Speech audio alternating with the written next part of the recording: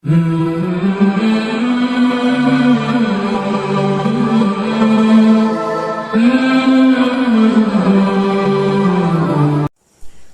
அலைக்கும் வரஹ்மத்துல்லாஹி வபரகாத்துஹு. அன்பார்ந்தவர்களே, நம்ம ஒவ்வொருவரும் இந்த உலகத்துல வாழக்கூடிய சிறுவர்ல இருந்து பெரியவர் வரை எல்லா மனிதர்களுக்கும் பொறுப்பு இருக்கு.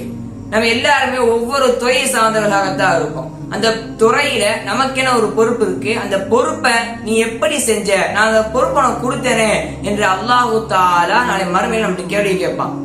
இதற்கு நம்ம பிரபலமான ஒரு நபிமொழி அதிகமா எல்லாருமே கேட்டு இருப்போம். குல்லுக்கும் ராயின் வ குல்லுக்கும் மஸ்ஊலுன் அன் ரஅய்யத்தின். நீங்கள் ஒவ்வொருவரும் பொறுப்பாளர்கள், அந்த பொறுப்பை பற்றி நீங்கள் விசாரிக்கப்படுவீர்கள் என்று ஒரு அழகான நபிமொழி. இந்த நபிமொழியை நம்ம கட்டாயம் நினைவு கூறிக்கொண்டே இருக்க வேண்டும். நம்ம பொறுப்புல இருந்து தவறக்கூடாது, பொறுப்பை நம்ம தவறாமல் யூஸ் பண்ணிடக்கூடாது என்பதை நாம் சரியாக இருக்க வேண்டும். ஏனென்றால் நீங்க இந்த பொறுப்பை எப்படி யூஸ் பண்ணீங்க என்று அல்லாஹ் தான் நம் கேள்வி கேட்பான். அந்த வகையில் ஒவ்வொரு பொறுப்பனும் அமானிதம், அது போலத்தான் அரசாங்கமும். அந்த வகையில 76வது குடியரசு தினத்தை நம்ம பெருமையோட கொண்டாடி இருக்கிறோம். ஜனவரி 26 கொண்டாடி கொண்டவர்களாக இருக்கிறோம். அந்த குடியரசு தினத்தை வெறுமனே நாளாக கருதாமல் பெருமையோடு குடியரசு தினம் என்று நாம் கொடியேற்ற வேண்டும். அது ஏன் ஏற்றுறோம், குடியரசு தினம்னா என்ன என்று தெரிந்தவர்களாக நாம் ஏற்ற வேண்டும். வெறுமனே ஜனவரி 26 வந்துருச்சு என்று கொடியேற்றக்கூடாது. ஏனென்றால் அறிஞர்கள் சொல்றாங்க, சுதந்திர தினத்தை விட குடியரசு தினம் முக்கியமானது என்பதாக கூறுகிறார்கள். சுதந்திர தினம் என்பது எவ்வளவு முக்கியம், ஆங்கிலேயர்கள்ட்ட இருந்து எப்படி வந்தோம், நம்ம சுதந்திரம் பெற்றோம் என்பது நம் அனைவருக்கும் தெரியும். அதை விட இது முக்கியம் என்று அறிஞர்கள் கூறுகிறார்கள் என்றால் அது எவ்வளவு பெரிய விஷயம் என்பதை நாம் தெரிந்து கொள்ள வேண்டும். அது மட்டுமல்ல, குடியரசு நாடு இந்த உலகத்திலேயே மிகப்பெரிய குடியரசு நாடு நம்முடைய இந்திய நாடு. அதை நாம் பெருமையோடு கூற வேண்டும். அந்த வகையில சஹாபாக்கள் இருந்த காலத்திலும் கூட நம்முடைய இந்திய நாடு இருந்திருக்கிறது. இந்திய நாட்டின் பெருமை அங்கு வரை தெரிந்திருக்கிறது. நபிகள் நாயகம் ஸல்லல்லாஹு அலைஹி வஸல்லம் அவர்கள் ஹதீஸ்களை அறிவிக்கும் பொழுதும் சரி, ஹிந்து என்றுதான் அறிவிப்பார்கள். ஹிந்துஸ்தான், அதை ஹிந்து என்றுதான் அறிவிப்பார்கள். அந்த வகையில் நம்முடைய நாடு அரபு நாடுகள் வரை சென்றிருக்கிறது என்பதை நாம் பெருமையோடு கூற வேண்டும். அந்த வகையில நபி ஸல்லல்லாஹு அலைஹி வஸல்லம் அவங்க இந்த குடியரசை எப்படி எல்லாம் சொல்லி இருக்கிறார்கள், இஸ்லாம் இந்த குடியரசு தினத்தை எப்படி எல்லாம் வழிநடத்துகிறது, எப்படி எல்லாம் உதாரணத்தை நமக்கு தந்திருக்கிறது என்பதை இந்த காணொளியில பார்ப்போம். நபிகள் நாயகம் ஸல்லல்லாஹு அலைஹி வஸல்லம் அவங்களும் சரி, அவர்களுக்கு பின்வந்த கலீஃபாக்களும் சரி, 5 விஷயங்களை குடிமக்களுக்கு தர வேண்டும் என்பதில் சரியாக இருந்தார்கள். உணவு, உடை, இருப்பிடம், கல்வி, மருத்துவம். இந்த 5 விஷயத்தையும் கண்டிப்பா கொடுக்கணும் என்பதில் சரியாக இருந்தார்கள். உணவு இல்லாம பட்டினி சாவால ஒரு மனிதன் சாவ முடியாது. உடை இல்லாம ஒரு மனிதனால் வாழ முடியாது. இருப்பிடம் இல்லாம மனிதனால் வாழ முடியாது.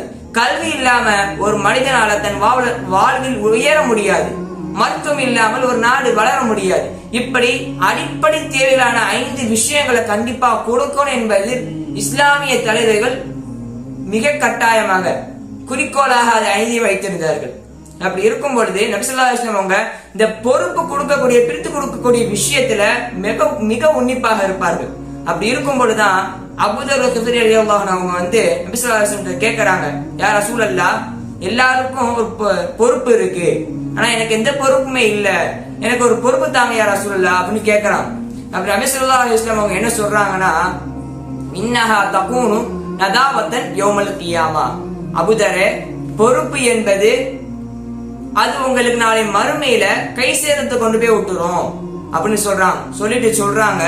இன்னமன் அஹத பிஹக்கிஹா, யார் அந்த பொறுப்பில் சரியாக இருக்கிறாங்களோ அவங்கள தவிர எல்லாருமே அதை பத்தி விசாரிக்கப்படுவாங்க.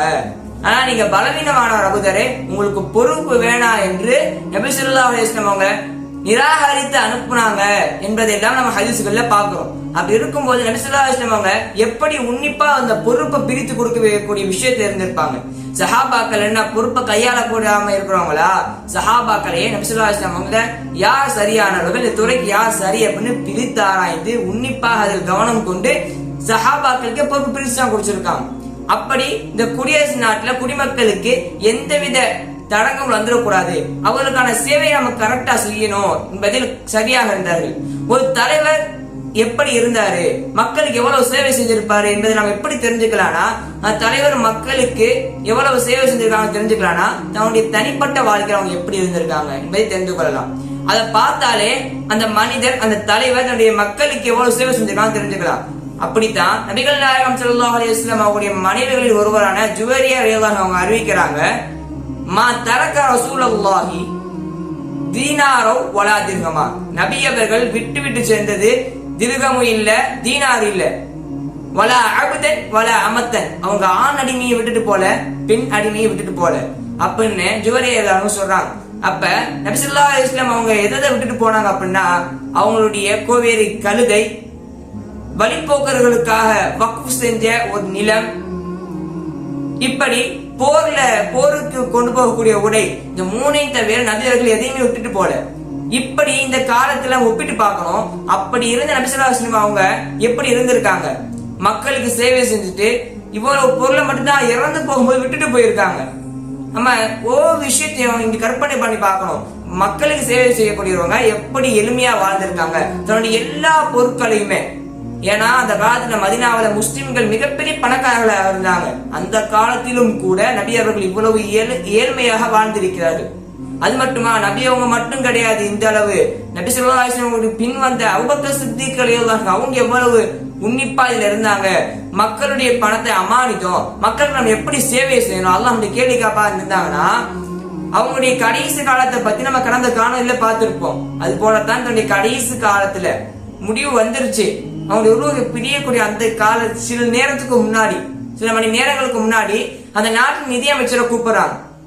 நிதி அமைச்சரை கூப்பிட்டு அவங்க பேரை சொல்லி, இந்த மாதிரி மக்களுக்கு நான் ஏதாவது தர வேண்டியது இருக்கா, கொடுக்கல் வாங்கல ஏதோ மக்களுக்கு நான் தரணுமா அப்படின்னு கணக்கு கேட்கறாங்க. அப்ப எல்லாமே முடிஞ்சிருச்சு அப்படின்னு எல்லாத்தையும் கணக்கு சொல்லிட்டு பார்க்கும் பொழுது கடைசியில் அபூபக்கர் சித்திக் கேட்கறாங்க, நான் உங்கள்கிட்ட தனிப்பட்ட முறையில காசு வாங்கியிருந்தேனே, பணம் வாங்கியிருந்தேனே, அதை நான் கொடுத்துடுறேன், எவ்வளோன்னு சொல்லுங்க அப்படின்னு சொல்லும் பொழுது சஹாபி சொல்றாங்க, அபூபக்கரே நான் அதை மன்னிச்சுட்டு எனக்கு வேணாம் அப்படின்னு சொல்லும் பொழுது, இல்ல நீங்க எவ்வளவு சொல்லுங்க நான் தந்துடுறேன், நாளை மறுமையில அல்லாஹ்வை சந்திக்கும் பொழுது என்னை கை நாட்டி இவர் எனக்கு அனிதம் செஞ்சுட்டாருன்னு யாரும் சொல்லக்கூடாது. அல்லாஹ்வை சந்திக்கும் பொழுது நான் ஒரு சுத்தமான மனிதராக, கடன் இல்லா மனிதராக நான் இருக்கணும் என்பதை சஹாபாக்கள் அபூபக்கர் சித்திக் அவங்க கவனத்தோடு இருந்தாங்க. தன்னுடைய கடைசி நிமிடத்துல அந்த கடனையும் முடித்த பிறகுதான் அவருடைய ரூஹ் பிரிந்தது என்பதை நாம் ஹதீஸ்களின் வரலாற்றிலும் பார்க்க முடிகிறது. அப்படி சஹாபாக்கள் அவ்வளவு கவனத்தோடு ஒரு அமானிதம் இடத்தில் இருக்கு, அதை எப்படி கையாளணும் என்பதில் சஹாபாக்கள் அவ்வளவு தெளிவாக இருந்தார்கள். இதையெல்லாம் நமக்கு குடியரசுக்கான உதாரணங்கள். ஒரு குடியரசு நாடு என்றால் எப்படி எல்லாம் இருக்கணும் என்பதற்கான அழகான உதாரணம்.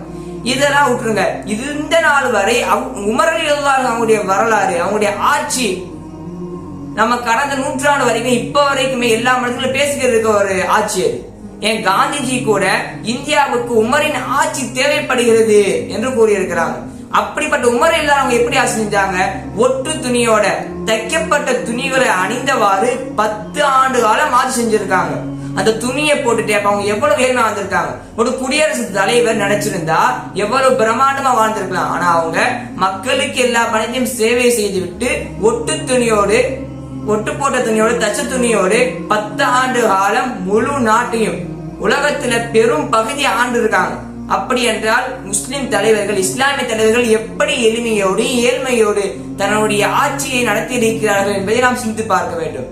நாம அதெல்லாம் விட்டுருமே. இன்றைய காலத்துல இந்த குடியரசுல நம்முடைய முஸ்லிம்களுடைய பங்களிப்பு எப்படி எல்லாம் எழுந்திருக்கு அப்படின்னா, டாக்டர் அம்பேத்கர் சொல்றோம், அரசியலமைப்பு சட்டத்தை நம்ம ஏற்றி இருக்கிறோமே, இந்த அரசியலமைப்பு சட்டத்தை ஏற்பதற்கு முக்கியமான தலைமை தாங்கியவர் அம்பேத்கர் என்று நம்ம அனைவருக்கும் தெரியும். பாட புத்தகங்கள் நம்ம படிச்சிருப்போம். ஆனால் அப்படிப்பட்ட அம்பேத்கரை ஏனப்பா எல்லாத்துலயும் தேடிக்கிட்டு இருக்கீங்க, இந்த இருக்க அம்பேத்கர் அவரை போடுங்கன்னு சொல்லிட்டு முதலில் கூறியவர் காகித மில்லத் ரஹிமகுல்லாஹ் அவங்க. எல்லாரும் இருக்கும் பொழுது அம்பேத்கரை முதலில் சொல்லியவர் காகித மில்லத் ரஹிமகுல்லாஹ் அவங்க முஸ்லிம் தான். ஏன், அவங்களுக்கு கீழே 66 உலமா பெருமக்கள் வேலை செஞ்சாங்க. தலைமை வேண்டுமானால் அம்பேத்கர் அவங்க இருக்கலாம். ஆனால் அரசியலமைப்பு சட்டத்தை உருவாக்கும் பொழுது அவர்களுக்கு கீழ் பல பண்டிதர்கள் இருந்தார்கள், சுதந்திர போராட்ட தியாகிகள் இருந்தாங்க, 66 உலமாக்கள் இருந்தாங்க. இதெல்லாம் அடுத்து நாம் இன்னைக்கு ஏற்றுமே குடியரசு தினமாக இருக்கட்டும், சுதந்திரமாக இருக்கட்டும், பல விழாக்களுக்கு நாம் ஏற்றக்கூடிய இந்த தேசிய கொடி ஒரு இஸ்லாமிய பெண் வடிவமைத்தது என்பதை வரலாற்றில் யாரும் மறக்கவும் முடியாது, மறைக்கவும் முடியாது. சுதரியா பதுருத்தீன் என்று சொல்லக்கூடிய ஒரு பெண் தான் இது வடிவமைச்சிருக்காங்க.